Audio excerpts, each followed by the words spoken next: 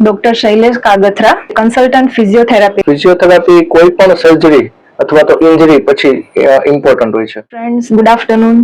વાત એક દાંતની પોડકાસ્ટમાં હું doctor Meera Zalavadiya, consultant dental surgeon at city dental hospital, તમારા બધાનું હાર્દિક સ્વાગત કરું છું.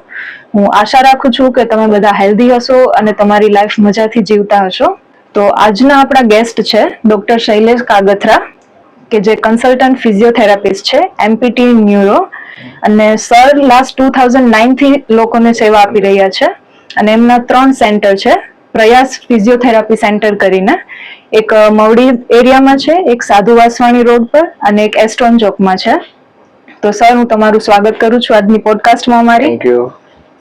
તો આજનો આપણો ટોપિક છે વર્લ્ડ ફિઝિકલ થેરાપી ડે, કે જે આપણે 8 સપ્ટેમ્બરે સેલિબ્રેટ કરતા હોઈએ છીએ. તો સર, મારો પહેલો પ્રશ્ન એ છે કે આપણે સિમ્પલ શબ્દોમાં સમજીએ તો ફિઝિયોથેરાપી શું છે અને એમાં શું શું ઇન્વોલ્વ થાય છે? ફિઝિયોથેરાપી એક 12 સાયન્સ પછીનો કોર્સ છે, જેમાં અમે લોકો પેશન્ટ્સને ફિઝિકલ મતલબ કે એક્સરસાઇઝ કે મૂવમેન્ટથી એમનું એસેસમેન્ટ કરીએ છીએ અને મૂવમેન્ટ દ્વારા જ એમની ટ્રીટમેન્ટ કરીએ છીએ. ટ્રીટમેન્ટ માટે અમારી પાસે એક્સરસાઇઝ અને અમુક ઇલેક્ટ્રિક મોડાલિટીઝ અને બીજી સ્ટ્રેચિંગ એ બધી એક્સરસાઇઝ, આટલા અમારી પાસે ઓપ્શન્સ હોય છે. એનાથી જ અમે પેશન્ટને સાજા કરીએ છીએ. મારો બીજો પ્રશ્ન એ છે કે ફિઝિયોથેરાપી એટલી ઇમ્પોર્ટન્ટ કેમ છે, સ્પેશિયલી એવા પર્સન કે જેને હાલ ઇન્જરી કે કોઈ સર્જરીમાંથી રિકવર થાય છે એમના માટે?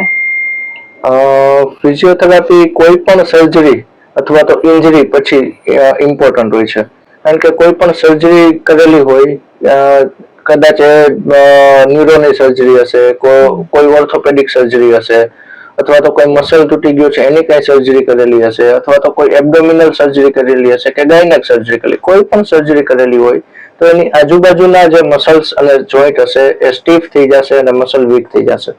તો આના પછી ફિઝિયોથેરાપી કરવાથી મસલની તાકાત વધશે, ઓલ ઓવર પેશન્ટનું મોબિલાઇઝેશન થશે અને જોઈન્ટની સ્ટીફનેસ ઓછી થશે. એટલે ઘણી વખત જે મોટી સર્જરી હોય તો એના પછી પેશન્ટ સાવ બેડરિડન હોય તો ત્યારે એ પેશન્ટને ઊભા કરીને ચલાવતા સુધીનું કામ ફિઝિયોથેરાપિસ્ટ કરી શકશે.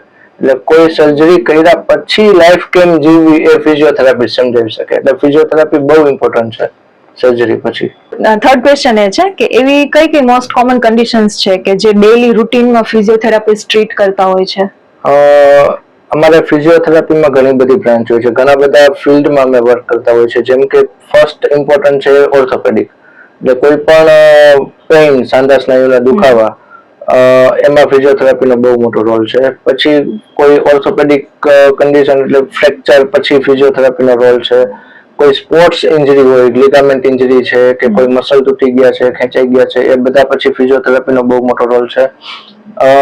એ સિવાય ન્યુરોલોજીકલ કન્ડિશન્સ જેમ કે પેરાલિસિસ છે, પાર્કિન્સન છે, એટેક્ઝિયા છે, એ બધા જ પેશન્ટ્સમાં ફિઝિયોથેરાપીનો, બ્રેઇન ઇન્જરી છે, બધા જે ન્યુરોલોજીકલ જેટલા પણ પેશન્ટ છે એમાં ફિઝિયોથેરાપીનો બહુ મોટો રોલ છે.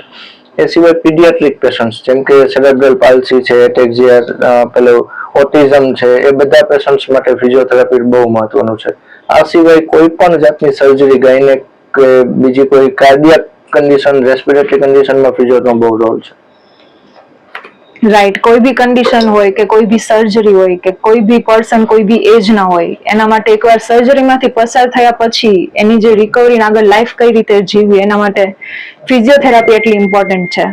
તો ફોર્થ ક્વેશ્ચન એ છે મારો કે ઘણા લોકોને ફિઝિયોથેરાપીને લઈને અમુક મિસકન્સેપ્શન્સ હોય છે.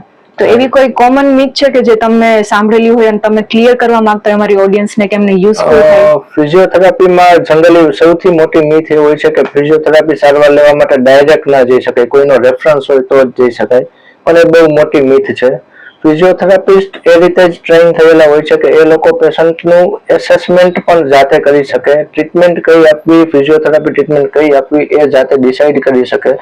અને અમે લોકો એનું ડિટેલ ભણેલા હોય છે. એટલે જો એ ફિઝિયોથેરાપી ટ્રીટમેન્ટ અમે ડિસાઇડ કરશું તો એ વધારે સારું પડશે. બીજા કોઈ લોકો ફિઝિયોને ડિસાઇડ કરીને આપે એના કરતાં અમે કરશું તો વધારે સારી ટ્રીટમેન્ટ આપી શકશું. ડેફિનેટલી જે પર્સન જેમાં સ્પેશિયાલિસ્ટ છે એને જે વસ્તુની વધારે આઈડિયા હોય છે. તો મારો લાસ્ટ ક્વેશ્ચન એ છે કે આપણે જેમ 8 સપ્ટેમ્બરને વર્લ્ડ ફિઝિકલ ડે તરીકે સેલિબ્રેટ કરીએ છીએ, તો એવી કોઈ સ્પેશિયલ એડવાઇસ કે તે જે મારી ઓડિયન્સ સાથે શેર કરવા માંગતા હોય કે એમને વધારે ઇન્ફોર્મેટિવ ને યુઝફુલ રહે? યસ, જો ડિસીઝ થઈ ગયા પછી તો બધા લોકો કહે કે સારવાર કરો, પણ ડિસીઝ થાય જ નહીં એના માટે વર્ક કરો.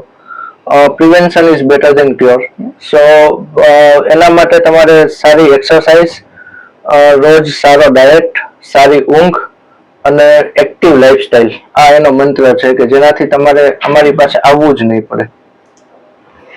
મારો એક ક્વેશ્ચન છે કે ઘણા લોકોને એક્સરસાઇઝ તો કરવી જ હોય છે કે એમને ના કરવી છે, રોજ ઉઠીને કરવી જ છે, પણ એક્સરસાઇઝ કરવી હોય તો એને પોતાની રીતે કરે કે કોઈની ફિઝિયોથેરાપીની એને એડવાઇસ લેવી જોઈએ? જો એડવાઇસ લે તો વધારે સારું છે, કારણ કે અમે એક્સરસાઇઝના સ્પેશિયાલિસ્ટ છીએ.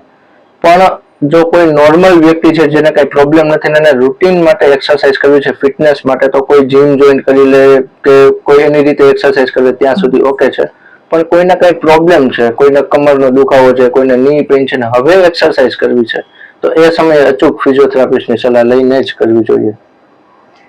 Thank you so much sir. આજનું તમારી આટલી ઇન્ફોર્મેશન આઈ હોપ કે અમારી ઓડિયન્સને બહુ યુઝફુલ રહે અને ઇન્ફોર્મેટિવ રહેશે. આપણે નેક્સ્ટ ટાઈમ એક નવા ટોપિક સાથે, નવા ગેસ્ટ સાથે આજ વાત એક દાંતની પોડકાસ્ટમાં ફરીથી મળીશું. Thank you so much.